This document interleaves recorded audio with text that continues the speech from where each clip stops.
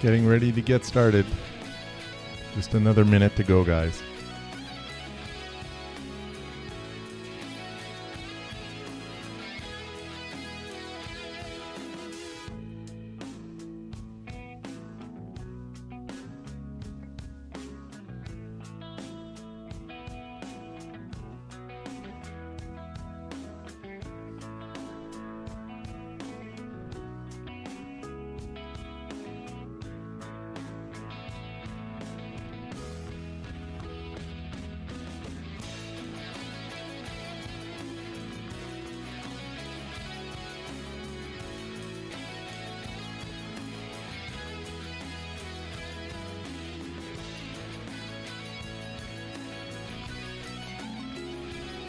All right.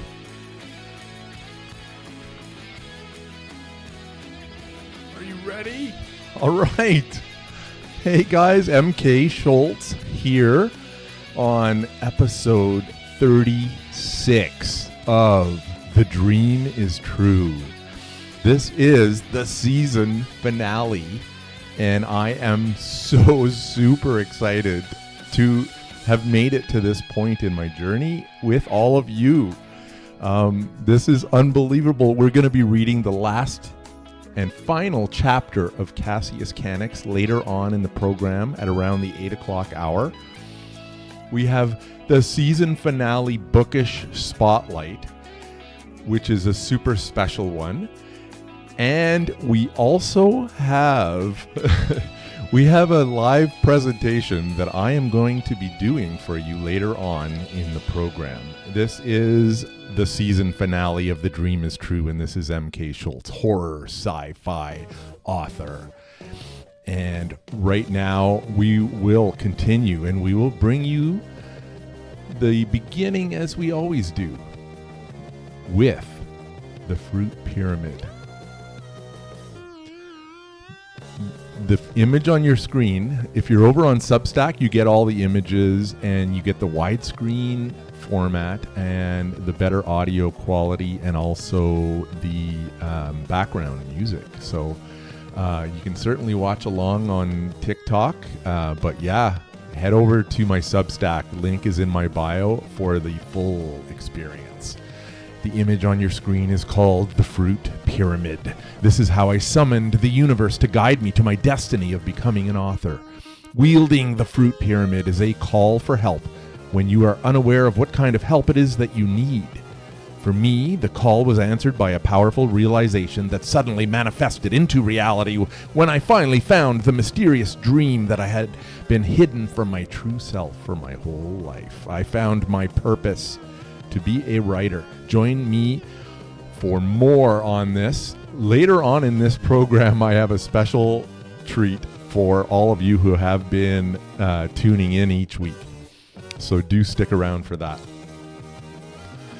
So let's talk about, so this is the season finale. So there, after this, we are not ending the show. We are going to head into the second season, a new generation of The Dream is True. There will be changes, some of which yet have to be orchestrated, designed, and implemented, but don't worry, guys. I'm going to continue to do this, and I'm not going anywhere as long as you guys stick around. And thank you on TikTok for all the gifts, all the follows, forwards, and likes. And thank you so much over on Substack for all of the subscribers and paid subscribers. Super supportive to me on my journey, and that's what will keep me being able to do this and bring this to you. You are coming along for a ride on my journey with me as a writer. And yeah, we will continue, like I said, after this, but these two images on your screen are what we had been using for The Dream is True, for the newsletter, which comes out every Wednesday, for this live show that you're currently watching, and for the podcast that gets blasted out everywhere along with the video after the program. So thank you for all the likes over there. That's super appreciated. Yeah, it really keeps me going and keeps me wanting to do this. So yeah, like, who knows what's going to happen? Stay with me on this journey, because season 2 is going to be wild. I have a whole bunch of ideas and plans in mind, and I just can't wait to get started on that. But probably have a little bit of a break. This is week number 36 straight doing this show, and I absolutely love it. But I think I need a break in order to figure out a new change for the season 2. Also, I need something. I need to figure out. I'm going to be honest. I'm getting my edits back from my editor today. And I'm also doing a last-minute book event on Sunday. And I'm currently on the final stages of the cover design in my book as well. So I'm super busy. So I think I will probably take a break from the format, the structured format, but you're still going to see material from me getting posted, and you're still going to see videos and stuff. We're just in the process of a change. So let's see where it goes. But for now, let us go over a little recap of the live reading of Cassius Canix from last week. So last week, on our live reading of Cassius Canix, which is called Fix, Cass begins his mission to undo the death of his precious Lydia. To do so, he must not only break the law of the cosmos, but he must also return to his birth, to live life all over again with no memory of Lydia's death as the key to the success of the mission. There's a lot going on near the end of Cassius Canix. I'm hoping this explanation will help you even get more out of the book. So that's one of the other reasons I love doing the behind-the-scenes commentary each week on each chapter as we read it live. Cass goes back to his birth date of March 22nd, 1972, to begin again as a newborn.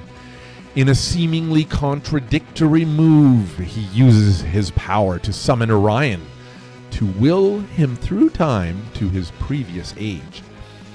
Orion and Cass jump to the mysterious place called the 1970 table. Then Cass jumps back in time to when he killed Mr. Chung at Rock's house near the beginning of the story. In this parallel event in time, Mr. Chung has now been replaced by Orion. And since Orion and Cass are one, Cass achieves a loophole in the act of murder, which pardons him of this in the cosmos. Because Mr. Chung lives, Hiroaki Asahara never takes part in the game due to the break in the space-time continuum. And you're going to see a bit of that in the next chapter reading, how the different timeline takes shape. It's all part of the plan to save Lydia, and there's some rules that are getting broken with the cosmos, and there's also some other things that need to be done to prevent it from happening again. This, in theory, should prevent Lydia's death, since Alejandro Flores would no longer have any reason to kill her. To complete the mission, Cass returns to Lydia to observe her essence. Because Cass's knowledge of Lydia's death still remains, the mission is not yet complete, because that's one of the keys to not having failure on this. A visit from Audric seems to hint at the key to the success in saving Lydia when he tilts his head and winks at Cass. The solution is achieved, but has not yet been revealed. So stay tuned for that in today's live reading. Everything gets wrapped up, guys. So my next live reading, like I said, is chapter 36, Unfinished Business, later on in the program. And you know what I'm going to do, because this is the season finale, I'm going to show you that chapter picture right now. So these images for chapters 35 and 36, so they are taken from the original manuscript of Cassius Canix. They did not get published in the final book. These were just sort of my fun idea to throw some images in on my copy of the book. So yeah, that's part of the story on that. And right now, we are coming to the part of the program that I'm going to go through my books with you guys. It's just a part that I hope to reach out. And I have been to readers who are discovering my books, and it's been a really amazing experience, and I'm so excited to continue it. So without further ado, let's go through the books. So first up, we have Cassius Canics, which we are reading the final chapter of today, later on in the program. This is a sci-fi novel. It is a slow burn that turns into a raging fire and then teases for more. Buckle up. An ordinary man's life collapses after he is pursued by a powerful secret organization. The big question is, why him? He gradually comes to understand that he holds a mysterious dormant power within. When an unimaginable tragedy strikes his family, he defies the fundamental laws of the universe and travels through time to restore things back to normal. With cutting-edge technology, supernatural animals, and even time travel, experience a seemingly simple man's journey to destiny and greatness. And that is Cassius Canics.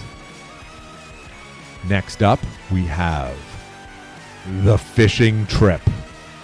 Book 2 of the Cassius Canics trilogy, The Fishing Trip, is a horror sci-fi novel.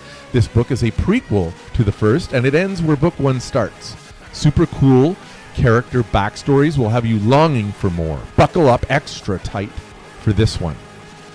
A routine fishing getaway for 5 close friends turns into a nightmare when an apocalyptic cult drags them into unspeakable evil and despair. Their only hope? A powerful time traveler racing against fate to pull them back from the brink. I always say buckle up extra tight for this one. And if I do choose to go through season 2, I'm kind of thinking of reading this book 1 chapter per week. So that's my game plan as part of the show for season 2. Now, if I do run the risk of getting banned from TikTok or possibly other platforms, because, I mean, there's a lot of super violent scenes in this book. I don't know what the restrictions are exactly, but you know what? We can find out together, I guess. And if I get banned, hopefully I can get back on in a reasonable amount of time to continue with following whatever rules they are that I may break. And that is The Fishing Trip. Next up, we have Equilibrium, which certainly would get me banned in several places if I read this one live. I'd like to give it a go. I may have to do some serious censorship on it or muting during these live reads. This is a horror sci-fi. This book is a continuation of Book 1 and ties in Book 2's revelations for the finale. Nothing can prepare you for equilibrium. Brace yourself. Cassius Canics and the organization face their greatest threat yet. Evil incarnate. An alien being named Dade is determined to rob Cass of everything he's become. In a race against the destruction of the planet, he strives to restore balance. The fate of the world hangs on Cassius Canics finding his true power. A mysterious power called Equilibrium. Right on, that's Equilibrium. Thanks everyone who's joining me. Super appreciated on the season finale of The Dream is True. Just let me know what's happening. And please like, forward, follow, and subscribe to get more of this. In a continuation that will soon follow a season 2 program. With some programming changes that are coming, guys. Let's have a drink of water before I get on to the next book. Yeah, we are on to the next book now. Yes, this is The Muse. This is an occult horror book. This book is inspired by 80s slasher movies, Stephen King horror, and American Psycho a little bit. A depressed writer turns into a life of solitude as a trucker. He calls out for help on a Ouija board in a bid for inspiration. His call for help is answered by an ancient evil that promises genius but demands murder in return. As the body count climbs, only his twin sister can stop him before the muse claims them both. But is it already too late?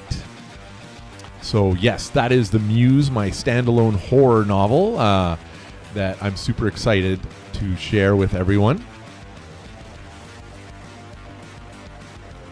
Next up, going through my books, MK Schultz, horror sci-fi author here, on The Dream is True, the season finale, episode 36. We have my next book, Hard Copy. Hard Copy is a sci-fi, alien invasion, suspense thriller. This book is inspired by Gen X TV, 80s sci-fi, conspiracy theories, and modern AI.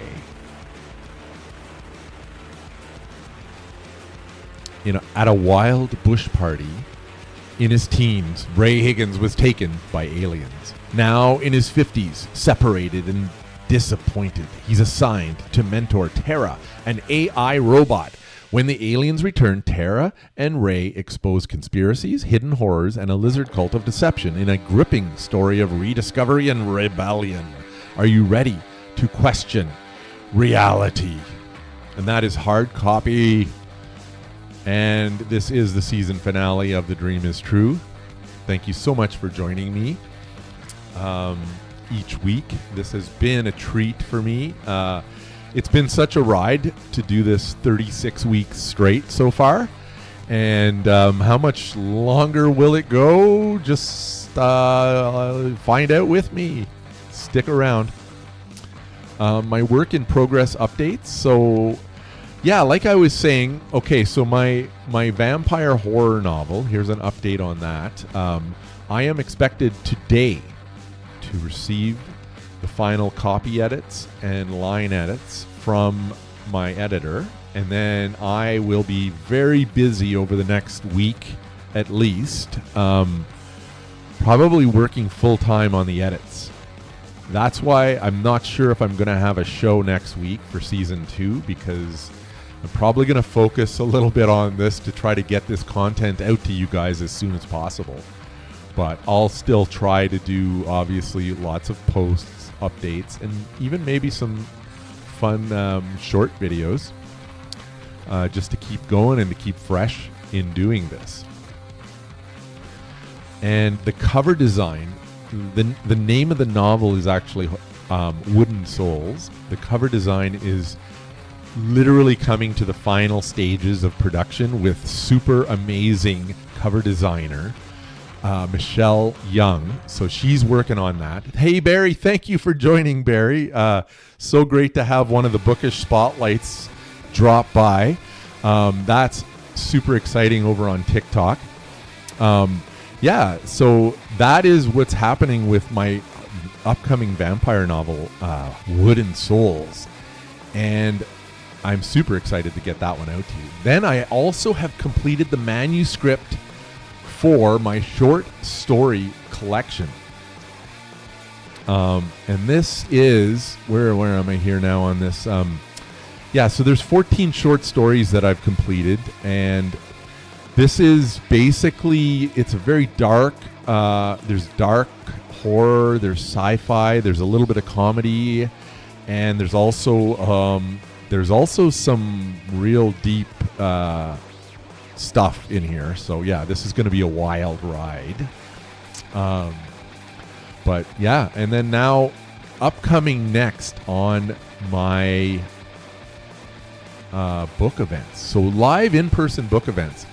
So I don't even have the graphic because I just found out today I was invited last minute to an event at the Dark and Deadly Cafe in Carleton Place. So if you're listening to this, yeah, come see me this Sunday, set up outside at a table at the Dark and Deadly Cafe. So I am super excited in Carleton Place, Ontario, to do that. That's so cool. After that, on September 27th, I will be at Readers Take Cornwall. So do come see me in Cornwall for that. I'll be at the Best Western Inn Parkway and Conference Center on September 27th in Cornwall. And so, yeah, that's one more event in August, and that's my next event in September. After that, guys, I'm going to be so super busy because I've got like a lot going on with my new books coming out, and a lot of there's just so much in the works, so much getting planned. I can't wait to share it all with you, and it's going to be one crazy ride. So yes, do join me in Cornwall. I'm also simultaneously involved with this online book box, where with a whole slew of other horror authors.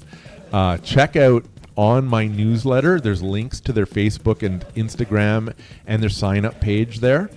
You can basically either pick a curated box of horror novels, or you can pick your own custom box of horror novels, and it can be as big or small as you want. And you get it delivered to your door, and all of the books are actually signed by the indie authors, and there's a whole bunch of cool swag included in the box as well. So for you indie author collectors out there who want to support us, that it's just one of the ways of doing it, and it's amazing. So such an awesome program. This is the image they did for me on social media, which was super cool. And that's Club Thrill Roar. So thank you, Club Thrill Roar, for doing that, for doing all the work that it takes to organize that program. All right. Who do we have over on TikTok? Thanks for joining. Lavely. Thank you so much for joining. That's awesome. And thank you everyone over on Substack. Please say hi in the comments so that I know you're there.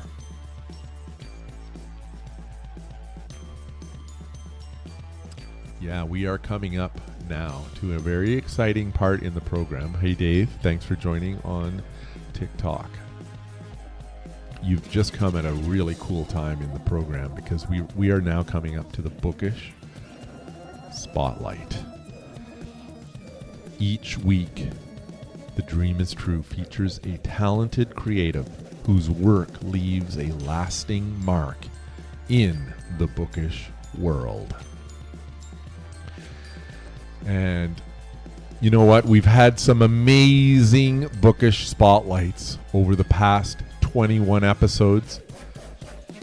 And, you know, some of them, like we had A.L. McDonald, we had Michelle Young, Stephanie Ann, Chris Campeau, John Haas, Celine and Christopher, and James and J.R. Vieira, and Aaron Forget, and another James, and then we had Holly Mae Cormier, and Barry Finlay, who had dropped by actually in the TikToks. So thanks for stopping by, Barry. That was awesome. Hope to see more of you bookish spotlights from the past on my show soon.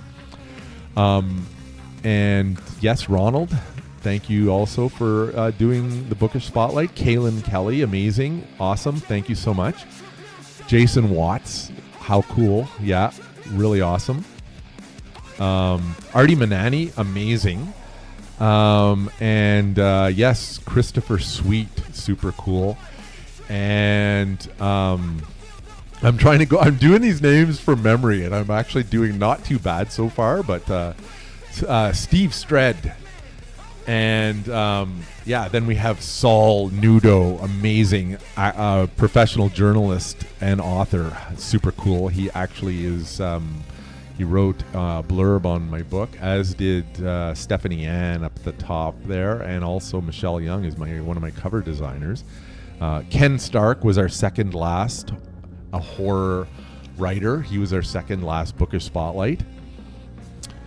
And okay, so I just wanted to pay a little tribute to all of the past bookish spotlights. Thank you so much for all of you for coming along on the ride in my journey. And I am excited to feature the final bookish spotlight to close out season 1 of the show. All right. With us, so past bookish spotlights from newsletters 1 to 21 are all still available to read on my newsletter, and all of the videos are actually posted on YouTube and Substack, so you can also check that out if you want to learn more about them. With us this time for the season finale, professional voice actor, painter, artist, and musician. Today's bookish spotlight on The Dream is True is Skylar Morgan. Meet Skylar, a seasoned audiobook narrator whose voice has brought over 200 stories to life in the realms of sci-fi intrigue and heart-fluttering romance. With almost a decade behind the mic and a couple of loyal pups at his feet, Skylar knows how to weave a tale that keeps listeners hooked from cover to cover. Skylar Morgan. So here's 3 books that Skylar narrated. It's the Cassius Canics trilogy.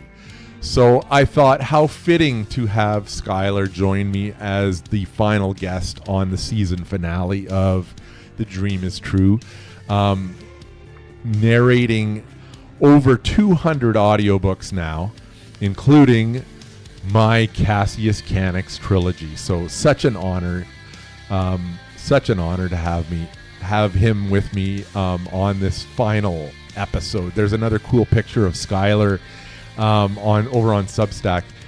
This was a picture of actually that he took while he was recording, while he was narrating one of my novels, one of my Cassius Canics books. So that is super, super cool. Check out all of his audiobooks. There's a link on my newsletter. Go to my newsletter. All of Skylar's links are in there. And you can explore all of his work. So not only does Skylar narrate, like I said, Skylar also is an artist.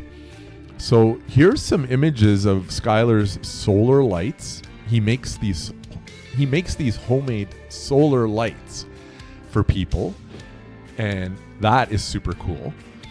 And then also there's one of his paintings in there too, which is one of his oil paintings. So there's just a snippet of some of his artwork, and go check out all of his artwork by clicking the links in my newsletter. So check that out. And also, let's see, where are we going with this now? Okay, yeah. So we were going to switch. I'm switching to a different pick. So here we go. Here's another cool picture of Skylar. He's looking really cool. This is back in the Cassius Canics days, because I remember he sent me this back then. Okay, now this is my closing on Skylar Morgan, my final bookish spotlight on The Dream is True, the season finale of The Dream is True. A really cool part about my writing journey was when I tapped into the audiobook market back in 2021. When I discovered ACX, it opened a whole new world to me. I submitted my script along with all the details for Cassius Canics and waited for the auditions to roll in. Within days, I began to receive auditions. It was so fun to hear the different performances and how they interpreted my characters. When I first heard Skylar's audition, it really clicked with me immediately. It was a no-brainer. I had found the voice of Cassius Canics, among others. Working with Skylar on Cassius Canics and the trilogy was amazing. I got to feel like a director as we worked on sounds, accents, pronunciations, graphics, and voices together. The coolest part is having a partner who cares as much about the success of the audiobooks as I do. And now, so I'm going to attempt to show you guys. You will only get this experience on Substack, I'm afraid. I apologize to the TikTok listeners. But so without further ado, I wanted to share with you some cool promo videos that I made for the fishing trip, which features the voice of Skylar Morgan, so you can get a feel on Substack. Now, let me pause my music on Substack in case it interrupts with this. And then I got to share my screen with you guys. So you are now looking at my screen. And I'm going to show you the first video, which is this one. Okay, so let's give this a try and see how this works out, guys. I have to turn the volume up for you, though. Okay, so your volume's going to go up now, guys. Just get ready for the sound, because I wanted you to have the full experience. Are you ready? Here we go. And now.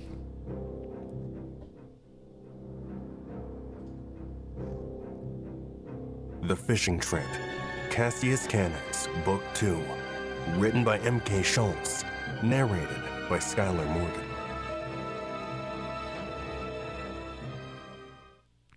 Wasn't that cool? Okay, so that was one promo video I did, and you can hear Skylar's voice there. This is another one which you can also hear Skylar's voice that I also did a promo for. So check this out.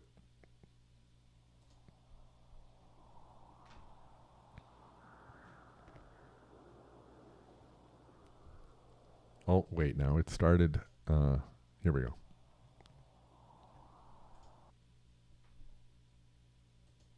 Just wait now. Bear with me here. How do I get this to behave? Okay. I'm going to start it now and play it. And here we go.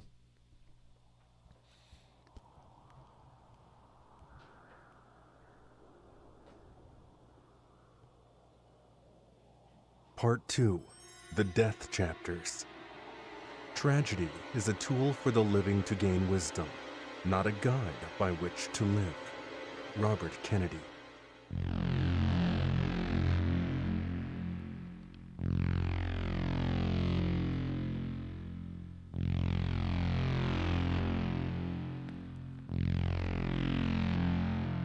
Chapter 15. The Revelation of John. Yeah. All right, guys. So what'd you think of that? Yeah. So that I'm happy I was able to share that with you. I hope that the audio worked out for that. I can't wait to check out the video myself after the show. Because I think the video should have worked out. Now I got to put your volume for the background music back to where it was. So this is one of the tricky parts about doing this live. There we go. And now I will get the music back on. There we go, guys. So once again, just to close out, let's say goodbye now here, where we got for the bookish spotlight. Let's say goodbye to Skylar. Thank you, Skylar Morgan, for being a part of my journey. Skylar, my friend, you were there with me near the beginning of my journey, so it is fitting to have you as the final bookish spotlight on the season finale of The Dream is True. And that is the final bookish spotlight. Oh, man. It's giving me chills, guys. Episode 36 of The Dream is True. I am horror sci-fi author MK Schultz. And this is the season finale of The Dream is True. Now, we are coming Thanks for all the follows, forwards, and likes, guys. I really appreciate it. And also thank you for dropping in. Thank you for messaging me. Thank you for buying my books. Thank you for all your support. And over on Substack, thanks for all of the subscribers. Super amazing. And all of the fans out there. This is really growing into something that I cannot even believe.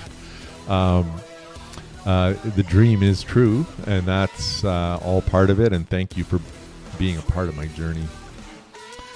Now, we've come to the part of the program where basically movies, TV, music, and books are a massive influence on my writing. Each week I share with you what I watched, listened to, or read. And here is last week's consumption. Again, your experience is better over on Substack because you'll get to see the images, but you can certainly listen along on TikTok and see me.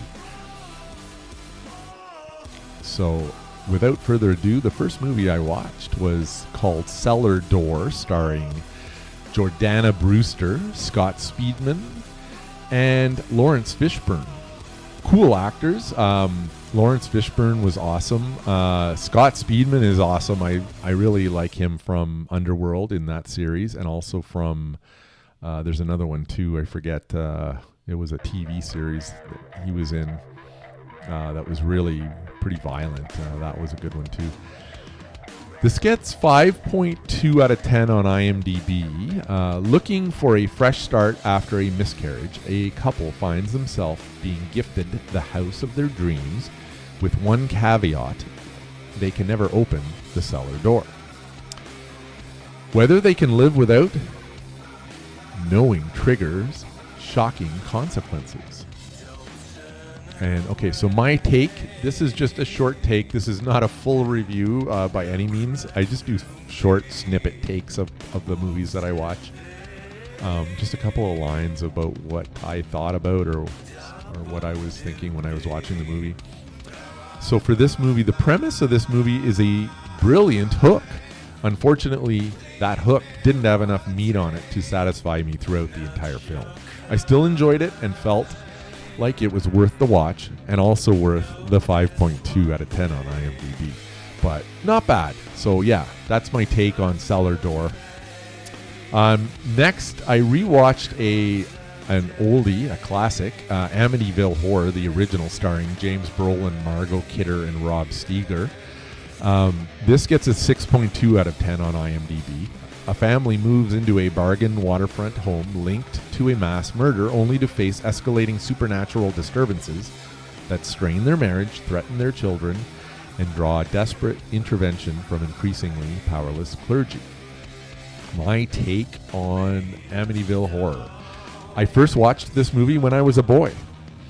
I remember the flies, the clergy, and the haunting facade of the house. My experience all these years later was great. I truly appreciated the suspense and the subtle horror.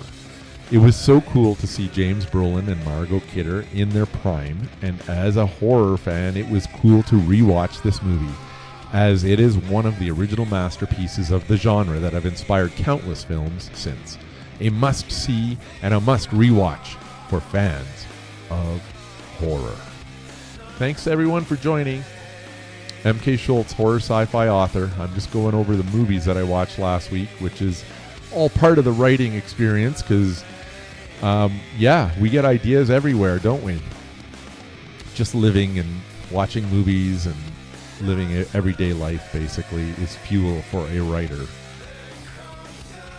Movie number 3. Okay, I had to watch another old classic, The Twilight Zone, because I started browsing, guys, on these free streaming services like Tubi, Pluto, and there's another one, Plex. Those 3 streaming platforms are completely free. They just have advertisements that interrupt once in a while. Being someone from the 80s who lived through mandatory commercials on everything on TV, which was all we had, other than, renting VCR movies that didn't have commercials. I'm totally used to it, and it doesn't actually bother me to be interrupted by an ad. It's fine. You're getting it free.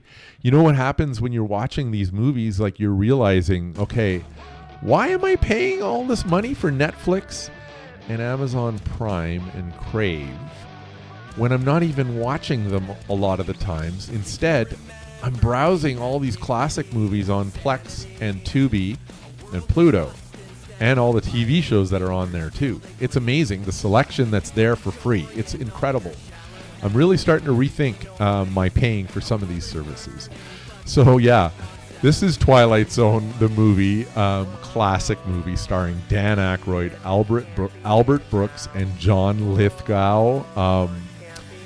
This movie gets 6.2 out of 10 on IMDb. It is an absolute classic. 4 horror and science fiction segments, directed by 4 famous directors, each of them being a new version of the classic story from Rob Sterling's landmark television series. This series really, this takes me back so much, guys. I mean, this is horror and sci-fi, which is that's my deal. That's my genres, man. That's my books. I am MK Schultz, horror sci-fi author, and so yeah, that's why this book is right up my alley. This movie is right up my alley. This movie is another rewatch for me. The Twilight Zone. I have seen this movie multiple times in my life from a young boy and onward. I have never really watched the television series that it was based on, but this movie impacted me and made me a fan of horror and sci-fi for life. The stories are interesting. The intro is probably the strongest horror movie intro I have ever seen. The final story is a freaking masterpiece. The one with John Lithgow, like in the airplane. Like, okay, so yeah, that's all I've got to say about Twilight Zone. It's up there in my books as classic horror sci-fi. It's super cool. Next up, I finished watching The Hawk, which is a TV series starring Will Ferrell, Molly Shannon, and Jimmy Tatro. And yeah, this is fun. And it's 10 episodes long, so gets a 6.4 out of 10 on IMDb. It follows Lonnie Hawkins, 2004's top golfer, as he struggles to recapture his magic late in his career. And 1 second here, yeah, okay. Refusing to believe he's anything other than one stroke away from golf's greatest comeback. My take, okay, so this series surprised me at how it managed to get stronger in the final 5 episodes instead of weaker or the same, which is what I was expecting. The plot was actually decent for a silly comedy. This is well worth the watch if you are a fan of this type of comedy, or Will Ferrell, I guess, or SNL type stuff, I guess. So yeah, that was The Hawk. Next up, let's talk a bit about, I guess, a little bit about music. I've always been inspired and motivated by heavy metal and rock music. My favorite band is, of course, Iron Maiden. When I first started my writing journey, Iron Maiden was always playing in the background, and it still is. I have always found the lyrics and sound of Maiden to be thought-provoking and inspirational to my dream. And after a break, the band is ready to start back up their North American leg of the Run for Your Lives tour, beginning with stops in Toronto and then Montreal. Actually, Toronto's like this weekend. After this, they will be touring the US, South America, Australia, New Zealand, and Japan. And so, yeah, I would love to go see the Montreal show. I don't think I'm going unless something really miraculous happens last minute. But I am very doubtful at this stage. But that's okay. I got a lot on my plate anyways to do to get my horror and sci-fi books out there. So, thank you, Marcus, for joining on TikTok. Over on Substack, please comment, so that I know you're there. And as far as, let's see, as far as books go, okay, so yeah, I read a short book last week, really short, called Emotions, by Patrick Francis Allen. So yeah, this book is, when I say short, I'm talking like really short. It took me less than 30 minutes to read this. So here's the review that I wrote on Goodreads.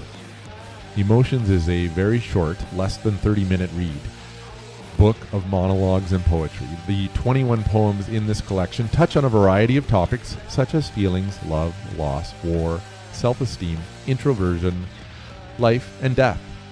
I could relate to 2 or 3 of the poems and found them to be authentic, thought-provoking, and real.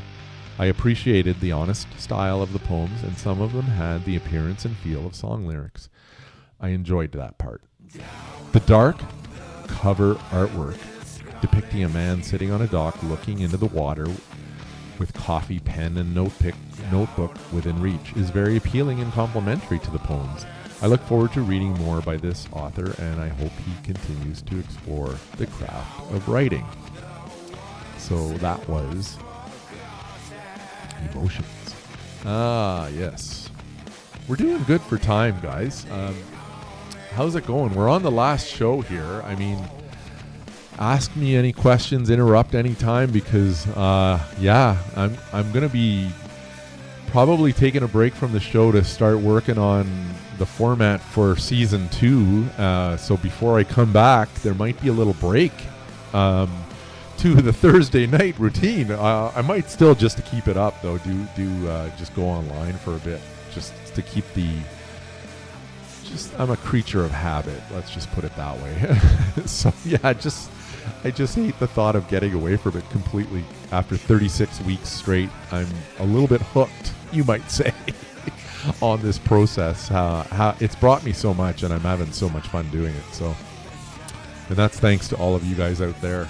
Lots of cool stuff has happened. There's in my newsletter, there's a section called Book Sales, Writer's Tip, and Writer's Quirk, which we have now reached. And as far as the book sales go, I have posted on my newsletter a whole bunch of my recent baby step mini goal achievements, and they're all still there, posted for you to see. They get updated each week, so they've slowly changed over the weeks, which is kind of neat and cool for me to see and keep track of. And yeah, I mean, stuff happens cool every week, it seems to me now. Like today alone, in the life of a writer, in the life of me as a writer, and in my writing journey, today alone, just listen to how busy this day was for me. I do this full-time. I am a full-time horror sci-fi writer, MK Schultz. I've been full-time since 2015, October. No, not 2015, I'm sorry, 2025. Not that long. So yeah, October 2025 is when I've been full-time doing this. So today was so busy. I had a morning Zoom call meeting about my book cover with the designer who I'm working with. Actually, it was my daughter, Marley. And we had a meeting to discuss the final kind of tweaks and the final direction in the cover of Wooden Souls, my vampire novel, which is being designed by Michelle Young. So that took up part of my morning, and then sending off sort of feedback to Michelle to get her going on the final stages of that. Hi Arcus, thank you for joining. I see you a lot on my profile, and it's nice to see you drop in on the final show, the season finale of The Dream is True. But don't worry, I'm coming back for season 2. And yeah, so the book cover work happened today. Then I get a random message from the Dark and Deadly Cafe inviting me as a last minute guest to come this weekend to their book event on Sunday, which I have accepted. I'm doing it. So you can drop by the Dark and Deadly Cafe in Carleton Place, Ontario on Sunday, and you'll see me set up there outside along with other vendors. And then what else happened? I'm supposed to be getting, by the end of the night, I'm supposed to be getting the final edits from my editor for Wooden Souls, my vampire horror novel. And that's going to make me really busy in the next coming week, working on the edits to get it back to her, to the editor, so that she can do the proofreading, the final proofreading. And yeah, and then I had to obviously prep for this live show. And so it's been a really jam-packed, busy day for me, and I really love it. I wouldn't have it any other way, because I'm living the dream, because the dream is true. And one of the achievements I love to look at is this map of the world and the 8 countries that I have now sold books in. I have a little red dot that I've placed on each country. Canada, USA, UK, India, France, Germany, Italy, and Australia. Thank you for buying my books. So, yeah, without further ado, okay, we've now reached the part of the show. I'm just going to have a little drink of water. Thanks for joining me, though, everyone.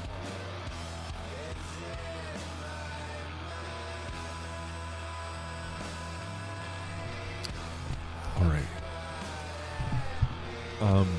We are at the part of the show called The Writer's Tip, a weekly feature here on The Dream is True. So, I wanted to show you this book that I've read to talk about it as part of The Writer's Tip. For today's tip, I want to recommend a book written by Stephen Pressfield. It's called Put Your Ass Where Your Heart Wants to Be. This book convinced me of something that I already knew but needed to hear from an outside voice. It is simply the idea to become physically what your heart wants to be. For me, I have done just that. Since October of 2025, I have taken the plunge and have made the commitment to myself to become a full-time writer. Is it easy? No. Have I succeeded? Not in the monetary sense, yet. But in the real and physical sense, yes. I am doing exactly what I have always wanted to do, even before I knew what exactly that was. But although my writing remained hidden to me as my true passion until about 10 years ago, I see now that it was always there waiting for me. Hindsight is 2020. I remember being so excited to learn the letters of the alphabet in kindergarten. I remember being excited to learn how to write words and sentences in grade 1 and 2. I remember struggling with grammar lessons, but now I know that the reason for this was because I learned in a different way from most, and so I had to figure out how to navigate this on my own without the help of teachers over the next 2 decades of school. I remember being fascinated by stories and writing horror in particular at a very young age. I read Stephen King and other horror stories early on and watched many movies and TV shows of varying genres. I remember being so proud of a creative writing assignment that I did in grade 9. But when I got the grade of a C- back, along with tons of red marked criticism, my reaction was to immediately disqualify myself from the craft of writing. As the years went by, I somehow missed the multitude of clues that were clearly there.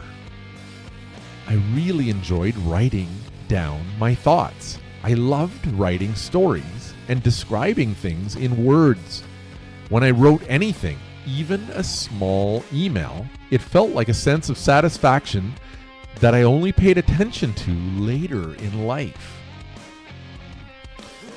Yeah. I don't want to, the teacher, that's a very good comment. I sometimes feel a little like let down because I've had some amazing teachers, but that teacher in particular, had I been able to go back in time, I wish someone could have given her a little nudge to say, you know what, like, maybe you should give this guy a little bit of encouragement, because it would have went really far for me. I guess it could have changed so much. But hey, I ended up going the long way and found it myself. Anyways, so that's fine. You're a mind reader, because I was just getting to that part. Writing fiction is hard. So I do have an explanation for that, Rob. Thank you for that. So listen to this. So yeah, part of me blames the teacher who gave me the C- for not taking me aside to give me some encouragement to improve on my writing. And I mean, maybe the C- and the red marks was her intention of doing that, but I think I would have just preferred a little bit more. You gotta kind of be told more, I think, at that age. Perhaps it was because they didn't like the genre of horror, which is what my story was that I wrote for the assignment. Okay, that being said, when I look back at my first novel, Cassius Canix, now I see its imperfections, but I don't want to correct it. Instead, I like to look back at it as a reminder to me of where I was in my journey at that time. Instead of going back to fix the past, I would rather focus on writing new books and learning from my mistakes so that I can make my books better and better. Right on. Yeah, lift up the student, encourage the writing. Right on, man. I agree 100%. It's a timely message right now at the beginning of the school year. Hopefully there's some teachers watching, because, yeah, they make a huge impact. They really can. I have a physics teacher from grade 13 that I talked about in my last live that I still think about to this day. Was a massive influence on my life. And where I said it last week, wherever you are, Dr. Langstaff, thank you so much, because I was fortunate enough to have a PhD doctor of physics for a physics teacher in grade 13. He was very eccentric and super interesting to listen to, and it really opened up my interest to sci-fi and science. Here's an interesting quote. Oh, you had a great calculus. I did not put in the work for calculus, so I really failed at that. You know, to be fair, I wasn't an A student in physics either, despite being super interested in it. I think I liked more. I wasn't as good at the equation part as I was about. I loved the thinking part about the problems and whatnot. So here's an interesting quote, though, that made me think of when I was writing this. Every writer has it's a quote, obviously. It's from Ray Bradbury. Every writer has a million words of crap in him, and you just have to write until they're all gone. So yeah, if this were true of published books only, I would still have a long ways to go, as I will only be halfway to 1 million words after I release my 7th book. I'm sure I'm well past 1 million words if you count my newsletters and countless other emails and unpublished works that I've done in my life. But I continue to look forward to my amazing writing journey, and I hope you come along with me for the ride. So right now, so that was the writer's tip. And yeah, thanks to that, I love that book, Put Your Ass Where Your Heart Wants to Be by Stephen Pressfield. It was a big inspiration for me. I've done just that. I am MK Schultz, horror sci-fi author. And right now, we've come to, because it's the season finale of The Dream is True, we've come to a really exciting part of the program. I have decided to do, you'll see on the wall above my head is a picture of what's called the fruit pyramid, and it is a picture of me holding 2 apples and 2 oranges and walking down the corridor of a workplace that was robbing me of my life and my sanity. It's basically, I'm now So what I've decided to do, I've talked about the fruit pyramid each week here on The Dream is True, and I wanted to make it a bit of an exercise. Let's just say we're going to do something different here. I want to do the fruit pyramid as a demonstration to you right now.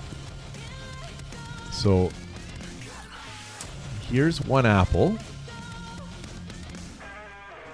And here's two apples. What you do is you hold the apples as such. And then I'll explain all of this in more detail after we set up. But then you take your orange and you prop it into, it forms like a little triangular base of three objects. And when you place another orange on top, this is, my friends, the fruit pyramid. And this is how I summoned the universe. I was walking to my desk each day. I was holding this fruit like this, on the way to my desk, and then I saw how I had arranged it, and I kind of looked. I was all alone in the office, and I did this like every day, and I was looking for an escape. I was looking for a way out, and I just sort of had this strange feeling like as I was walking, I started to do this. I started to hold it out in front of me as I walked. And when I did, something really strange started to happen. I started to get strange feelings. I looked over at a reflection of myself in the window as I walked by, because it was dark in the office. I was there early morning.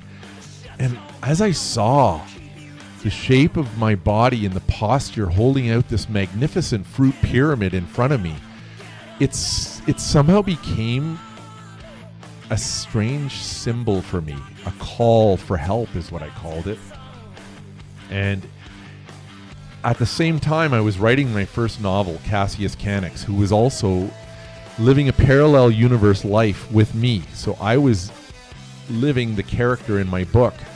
As I was doing the fruit pyramid, wishing for a way out and wishing to find my true passion and my destiny, my character in my novel was also doing the same, trying to find his true path and his true destiny. When he did the fruit pyramid, he actually did summon the universe to achieve his destiny. And in a really remarkable way, I achieved it in my real own life, because it was, in hindsight, how I discovered my passion for writing.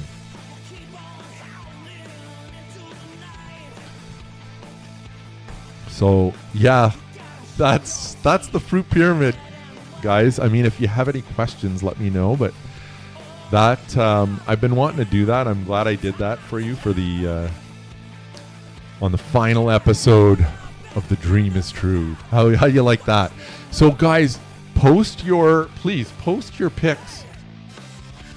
Do your own fruit pyramid, please, and show me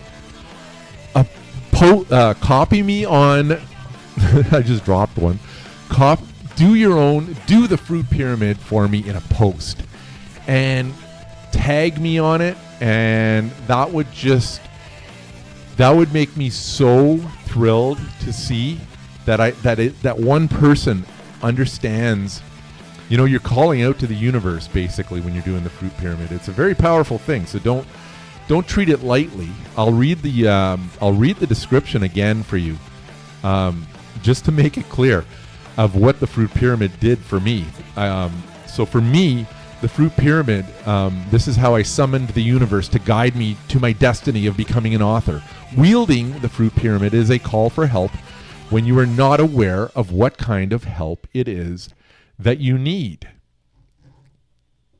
For me, The call was answered by a powerful realization that suddenly manifested into reality when I finally found the mysterious dream that had been hidden from my true self for my whole life. I found my purpose to be a writer. And that is the fruit pyramid. All right, guys, what we're at,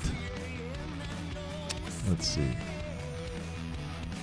We still haven't gotten to the chapter reading. I better get moving on here.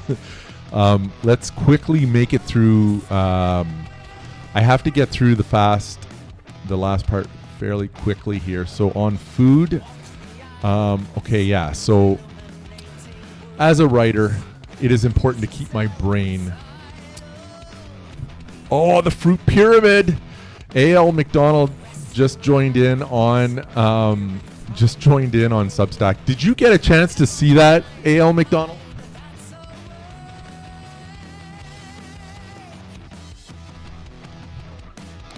Let me know if you got a chance to actually see it. I'm going to hold it up again in case you didn't.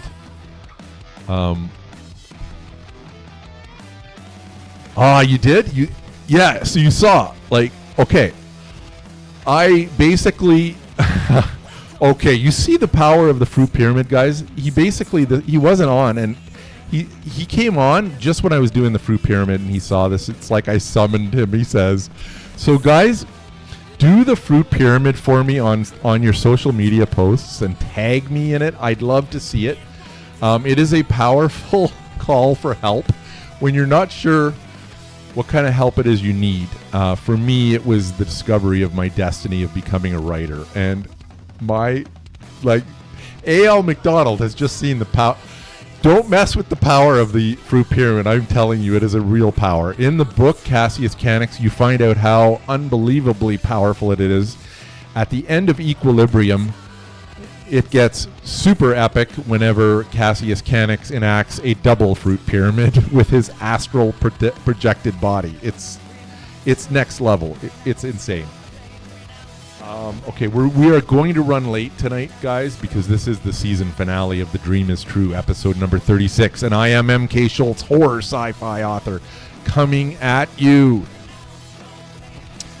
And we are going to be doing season 2 of this show. We're going to take a break because I need to fine-tune the format for that show first.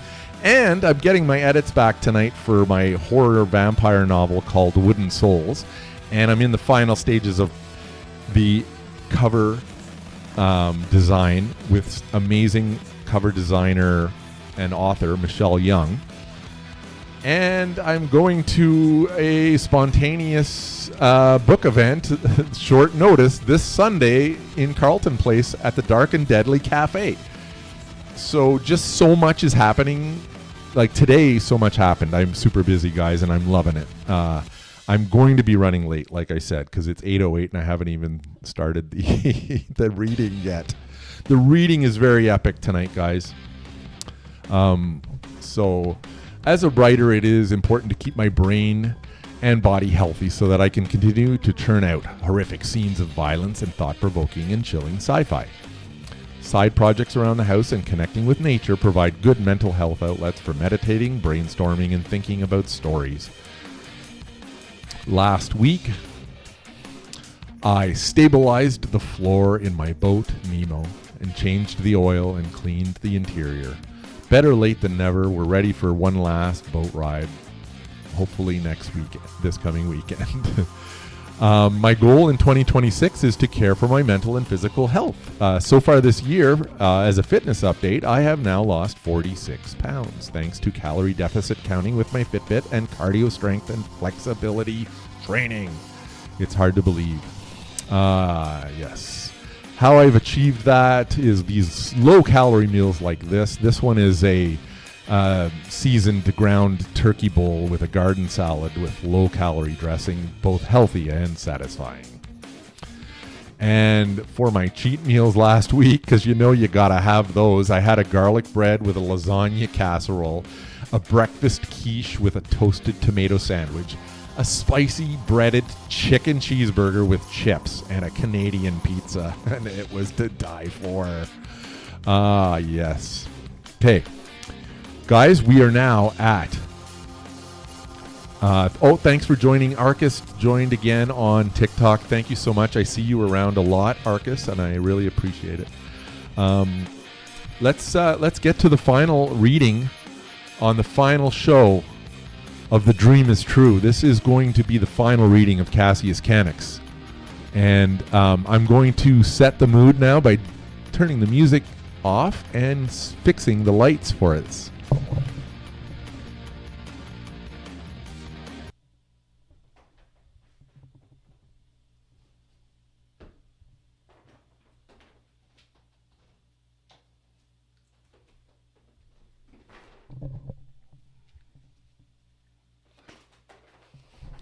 All right, guys.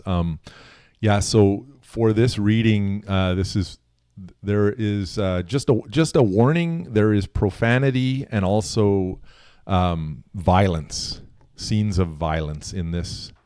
So just wanted to make you aware. This is where the book begins to go off the rails in set up for books 2 and 3.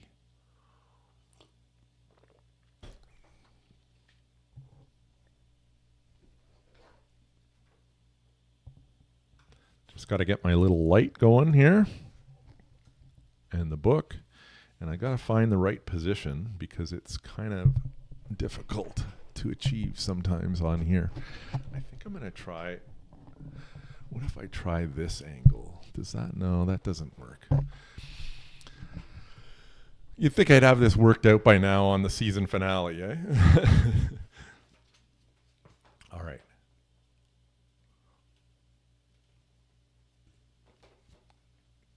Yeah, I got to get the light facing down so that it doesn't interfere too much. Okay.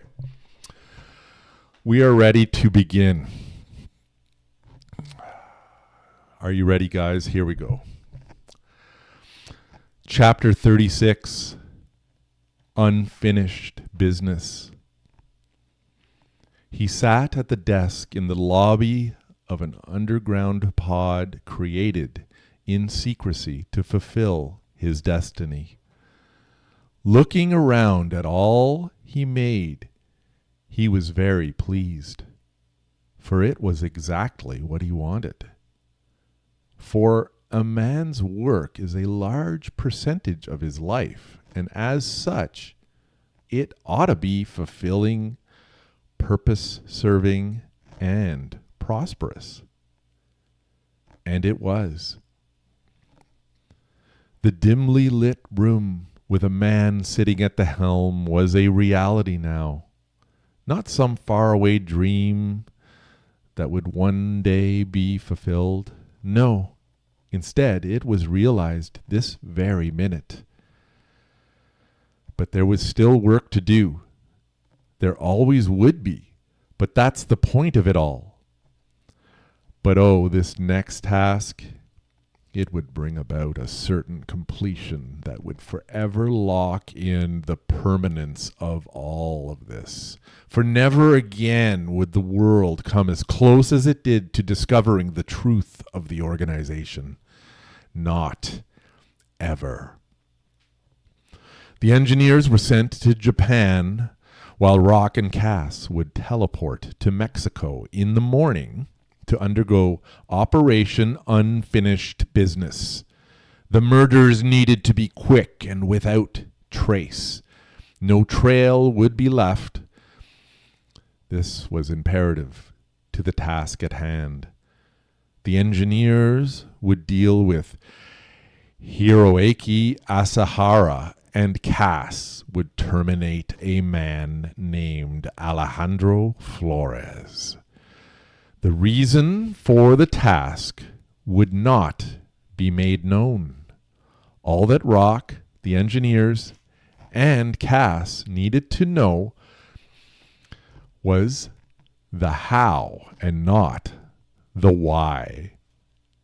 For this task was directed through a different means than any other in the past, present, or future. The engineers arrived to Japan. Mac, What is the address we need to go to? Drew asked. It's written like this. Have a look at it for yourself. And in the book, I do have Japanese script with some numbers, which is interesting. Okay, you know how to navigate this system, Marcus, so let's get there on time to finish up so we can all go for some kick-ass sushi tonight. Okay, guys, let's do this fucking thing. Follow me. After 2 cabs, Marcus got them dropped off 1 kilometer from the destination. The 4 continued on foot and reached the address inside of 15 minutes. Okay, what do we do now? We just wait for that fucker to come out. And how do we know for sure we will recognize him? These fuckers all kind of look the same, man. Fuck, what the hell, man? What are you, some kind of racist? We will know him because he's the only fucker around that will have a tattoo of an eye on his forehead. What? That's messed up, man. You bet. And also really fucking convenient for us too. Like I said, sushi by 6 p.m. The 4 only waited for a few minutes and voila, out came Eyeball Tattoo Head, as Marco called him. As Hiroaki Asahara approached them, Marcus opened a small box and bumped into Mr. Asahara. After politely apologizing to him, the 4 were off for sushi. Sitting at the sushi bar, Drew asked Marcus, "So, what is that box supposed to do?" "Oh, I haven't a fucking clue. But Mr. K showed it to me and what to do, and so I did it. At first, we were supposed to just drop off an envelope containing the info for Mr. Asahara to come to Rock's Pod for the game. But all I know is then it just got changed to the box thing. That's it, man. That's all I need to know. That's all we ever need to know, guys. Right?" "You got that right." "Yep." "Uh-huh." Later that evening, as Hiroaki Asahara stared at his reflection in the mirror, he did not know what to make of it. Why did he suddenly feel so strange? Then a feeling came over him that fully consumed him. It started like a small wave. It slowly built up until eventually it was a tidal wave. When it was over, he felt pretty good. In the commotion of the episode, his wife called for help, and he was rushed to the nearby hospital as a precautionary measure. As he awoke in the morning, in his new surroundings at the hospital, a voice in English broke through the silent room. "Mr. Asahara, it's time for your meds. You have a big day tomorrow, so try to go to bed early so you have a lot of time to play." "Oh, yes, miss, I will. Will Mommy and Daddy be there?" With no response, the nurse made her way out and down the hall. "Is Mr. Asahara any better?" asked the doctor. "Nope, still thinks he's a little boy. It is the fastest onset of Alzheimer's that we have ever seen." Back in the Mexico pod. The Mexico pod was one of Cass's favorites. It had a great bar area that served fantastic burritos to go with Rock's premium draft. The burritos were spicy just the way Cass liked them. And he was looking forward to polishing one off later that night with Rock over a few celebratory brews once they were finished with the secret mission. But it was business first. The call to Alejandro Flores could not be made in the traditional way. He was guarded and would never under normal conditions be available for a private meeting. But these were anything but normal circumstances, and so Cass simply willed for him to be there, and he was there with them in the Mexico pod. As Alejandro Flores appeared in front of Rock and Cass, he didn't beat around the bush with the inquiries on his newly found whereabouts. "What the hell is going on? Where am I? How did I get here?" "I don't know who you and your friend are, but you are in a world of trouble, F.A., and you better start spitting out answers right fucking now, and maybe I will let you and your family live." "Shut the fuck up," said Rock, as he easily held Alejandro Flores in a hold that was more secure than Fort Knox. "Do you know who this is? Well, I'm going to tell you. So listen up, because it will be the last fucking thing that you will hear. This is Cassius Canix, and he has some business with you. Some very unfinished business with you, you fuck. Now shut your face and you listen to everything he has to say to you." First of all, thank you, Rock, for the gracious introduction. "Good afternoon, Alejandro Flores. So you want to know why you are here? Well, sir, although your presence here is imperative to me, I will tell you something very fascinating now. No person knows why you are here. Rock doesn't, and, well, neither do I. You are fucking dead. Fucking dead, do you hear?" screamed Alejandro. Whoa, just hold up, AF. Just hold up while I become temporarily aware of the reason for your visit, so I can properly carry out the task that is imperative to complete." The look on Rock's face was of utter confusion.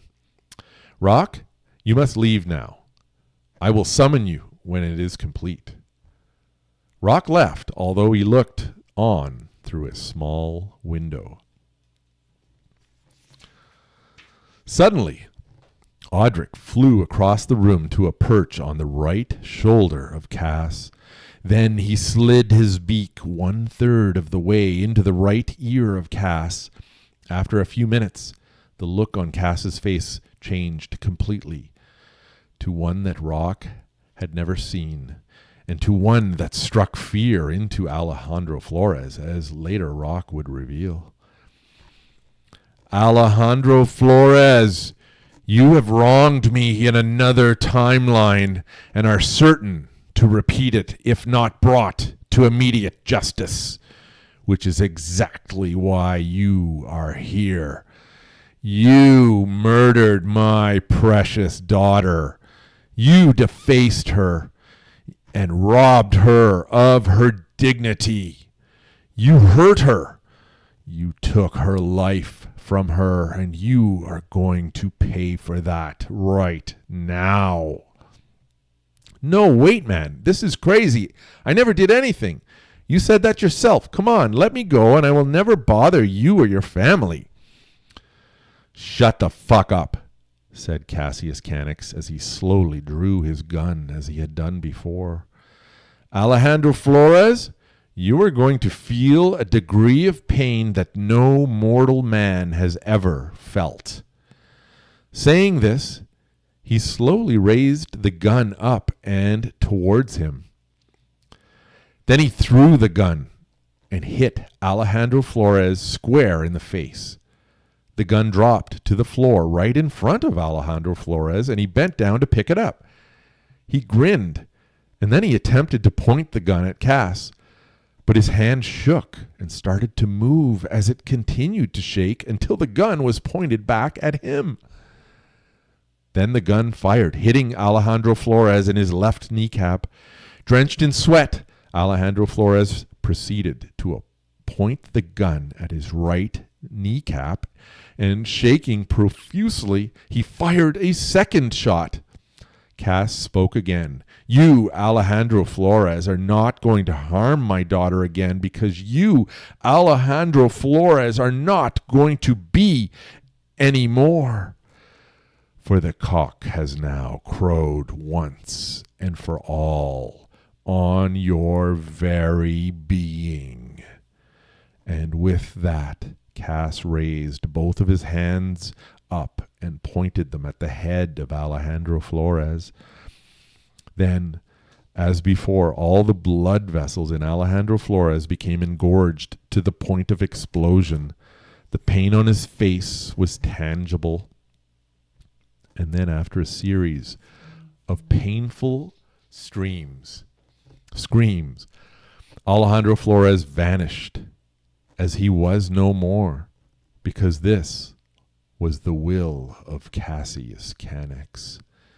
Immediately after that, Audric returned to Cass's ear to take back the secret that needed to be concealed from all humankind. For this too was Cass's will. After that, Cass left with Rock, and they went to the bar where they had burritos and beer until well past morning. They did not talk about the completed task, as this was the final requirement of the task. Meanwhile, back at Cass's pod, 2 names were written. 2 names formed by the ants in the sands behind the door, marked with a die rolled at 3.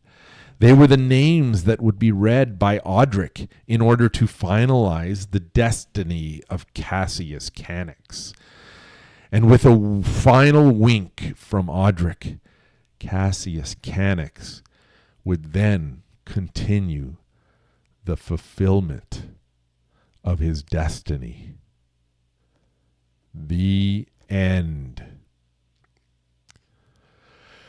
Cassius Canex will return. Ho, guys.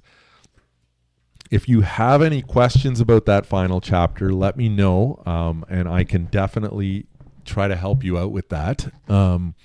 Let me just fix the lights.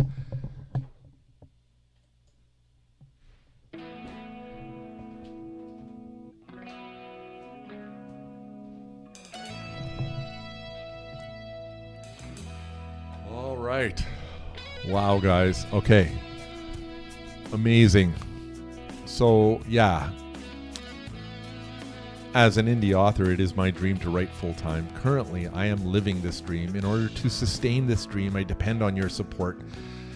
Moving forward in Season 2, I hope I will see you all again there with a different format, I think. I'm going to work on a bunch of new stuff. We're going to change it up. We might read The Fishing Trip as our book still. Many of the other parts of The Dream is True might stick around. There might be changes added to it. I'd like to introduce interviews to the Bookish Spotlight, author interviews, which I've been working on behind the scenes. So basically, I want to bring more to the show. I want to make it better. I want to share some of my writing with you.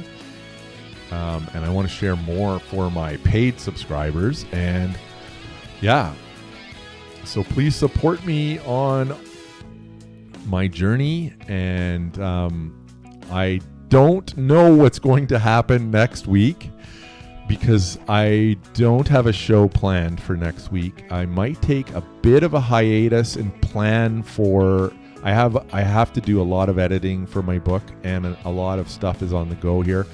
But you're still going to see me on posts, and you're still going to see me on... I'm probably still going to do some videos. I might even just do another live video next Thursday that's a little casual. Should tell stories over a campfire. That would be fun. Yeah, that would be super fun. And we're coming up to campfire season. in the fall, I usually have a lot of campfires outside. That might be a very cool suggestion. So yeah, AL, I mean, I don't know what stage you're at with your book, but I I'd love to do an interview with you. And the way I'll let you know, the way that I want to do them is it's too complicated to do it live. So I want to do a pre-recorded interview. And then as part of the live, I can play video clips, which I did today on the show earlier, which was cool. So I think that's going to be the best way to do it for now anyways. So yeah, reach out to me and let me know when you're ready when you got some upcoming book information or book stuff to plug. I would love to do an interview with you. So for now, okay, we are 15 minutes over time, but I expected that for the season finale, guys. So yeah. So what I want to do now is I want to put up a timer.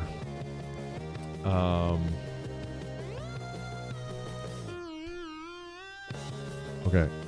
Oh, and it doesn't work. It did that yesterday on me. That's so weird. Yeah, that's okay. My timer thing, it works sometimes and not others. That's so weird. I had this cool little nifty timer. All more stuff to work on, for season 2. So guys, I'm going to give you another minute or two. Any questions, any comments, let me know. Otherwise, we're going to sign off from this episode of The Dream is True. We did a live presentation of the fruit pyramid today. I don't know if you know A.L. McDonald. For the final bookish spotlight today, we had Skylar Morgan, the professional voice actor who narrated my Cassius Canics trilogy, and I played some live clips. Not live, I played some clips of his voice as well, which was super fun. I showed the 21 amazing past bookish spotlights that I've had. Like, let's show that one again. Like, these 21 awesome bookish spotlights from all the weeks past. Thank you so much to you guys. And then thank you for today's final bookish spotlight, the amazing Skylar Morgan. Like, yeah, thank you so much. Like, how great is that? There's his artwork and his stuff. He's an artist and he's a musician and he's a professional voice actor who has narrated over 200 books. So yeah, like check out his stuff. My books, I've had so much fun sharing them with you over this time period. And you know what? Without further ado, it's time to sign off from The Dream is True for one last time in season 1. So in closing, I now recite the phrase that I first heard on the song Dream of Mirrors by Iron Maiden. It is a phrase that inspires me, and I want to share it with all of you. If you have a dream, don't say, "I hope my dream comes true one day." Instead, say this out loud every single day. The dream is true. Thank you all. Thank you all. Thank you all. Thank you all. And we will see you again in a new format. Goodbye.